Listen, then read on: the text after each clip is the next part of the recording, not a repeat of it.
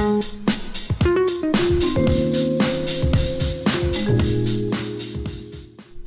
recent survey by Gartner suggests that employees' willingness to support organisational change has fallen from 74% in 2016 to just 43% in 2022. This may explain why only 1/3 of change initiatives succeed. And yet change continues to be part of the landscape. Changes in technology and competition, evolving social and cultural understandings, fresh customer and stakeholder demands, new public policies and regulations. And the way in which organisations manage their response to change will be key to determining how successfully the organisation is able to adapt. The survey suggests that over 80% of organisations manage change from the top down, and that this is a contributory factor to the failure of so many change management initiatives. Successful organisations have moved away from change led from the top to more inclusive, open source strategies that rely on employees to deliver change. Recently published research seems to support this view. Rowland, Thorley and Brauckmann outline 4 approaches to change based on over 20 years of study. The resulting model is helpful for identifying how your organisation has previously managed change and what will deliver optimal results. Let's take a look. The top-down approach favoured by over 80% of organisations can be described as directive change. This involves the top leadership team deciding what changes needs to happen and how it will be done. The change is mandated and controlled from the top. Senior leaders make the strategic decisions, create implementation plans, and roll out organisation-wide communication to gain employee buy-in. Of course, senior leadership teams are often too disconnected from their frontline staff, and so they rely on HR and business transformation teams to drive directive change.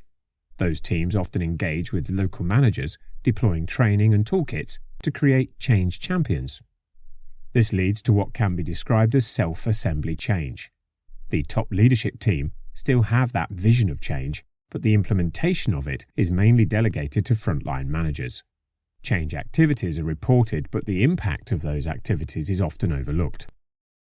These approaches may work in organisations that are structured around simple vertical reporting lines. This allows the key information held by leaders to flow through those clear reporting lines with the established structure and workflow. Of course, traditional hierarchical structures are less common.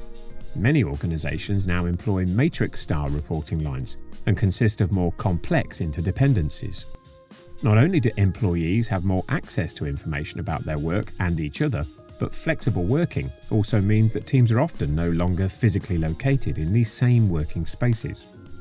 As a result, new approaches to change management have evolved. Masterful change describes an approach that is still led by the top. However, rather than telling people what is expected, leaders commit time and energy to engaging with staff and stakeholders to refine their approach. Leadership set the time scale for change, but then support their employees who make the implementation decisions. The leadership mindset is described as, "I trust my people to solve things with me," and there is an emphasis on establishing networks to coordinate learning and help build the organization's capability for change. The research suggests that this approach tends to be successful in delivering long-term change. When change is needed quickly, Emergent appears to be the best approach. Here, leadership provide a loose vision, but the focus is on teams testing their ideas in key areas. There are no fixed plans, but instead, a few rules and guiding principles define the boundaries of possibility. Quick feedback supports an iterative approach to change. Leadership focus on monitoring and responding to changes in the environment, creating the conditions that are needed for successful change. Masterful and Emergent are both open approaches that allow employees to share responsibility for change decisions and own plans for implementation. Of course, these approaches also require a strong foundation of trust, which is often missing in an organisation that finds itself needing to change. That is why an outcome-driven approach is needed. Begin by defining what the organisation will do differently and the impact that this is expected to deliver. Then identify the constraints that you will face. Consider the timescales and complexity involved.